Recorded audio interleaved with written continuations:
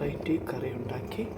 അതെന്ന് പറഞ്ഞാൽ നമുക്ക് 1.5 കപ്പ് പപ്പയ ഈ രീതിയിൽ ചെറിയ രീതിയിൽ അരിഞ്ഞിട്ട് കടുക് പൊട്ടിച്ച് നമുക്ക് അതിനകത്തേക്ക് സിനമൺ സ്റ്റിക്ക്, കുറച്ച് ക്ലോവ്, 2-3 ക്ലോവ്, പിന്നെ ഏലയ്ക്ക ഒരെണ്ണം, ഇതെല്ലാം കൂടെ ഒന്ന് വഴറ്റണം.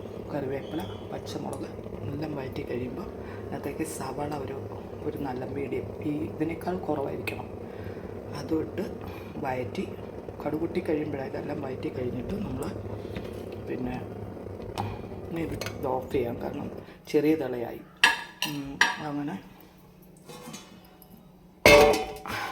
പിന്നെ ഇതിനെ ഇനി 1.5 കപ്പ് വെള്ളം ചേർത്ത് ചെറിയ തീയിൽ ഒന്ന് തിളയ്ക്കുമ്പോഴത്തേക്ക്, ഒന്ന് വെന്ത് വരുമ്പോഴത്തേക്ക് അതിനകത്ത് ഒരു നല്ല അരമുറി തേങ്ങയും, പിന്നെ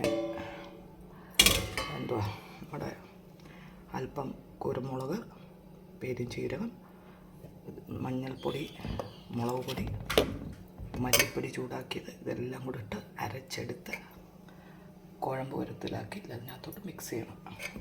പിന്നെ ആ ജാറ് കഴുകി ഒഴിക്കുന്ന വെള്ളവും കൂടെ മതി. ഇത്രയും തിക്നെസ് വേണം, തീരെ അങ്ങ് കുറയിട്ടും. നിങ്ങൾക്ക് വേണമെങ്കിൽ തേങ്ങാപ്പാലും ചേർക്കാം, മറ്റേ പൊടികളെല്ലാം ചേർത്തിട്ട് തേങ്ങാപ്പാലും ചേർക്കാം. അങ്ങനെ നല്ല ടേസ്റ്റി ആയിട്ടുള്ളൊരു പപ്പയ കറി റെഡി ആയിട്ടുണ്ട്. വൈറ്റ് റൈസിൻ്റെ കൂടെയും പിന്നെ നാടനരിയുടെ കൂടെയൊക്കെ കഴിക്കാം. അങ്ങനത്തെ ഒരു ടേസ്റ്റി ഒരു കറിയാണിത്. ഇത് നിങ്ങൾ ട്രൈ ചെയ്ത് നോക്കുക.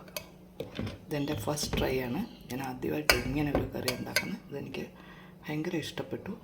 അപ്പോൾ ഇത് നിങ്ങൾ കഴിച്ച് നോക്കുക. ഒത്തിരി ഇട്ട് അരപ്പിട്ട് കഴിഞ്ഞ് തിളപ്പിക്കരുത്.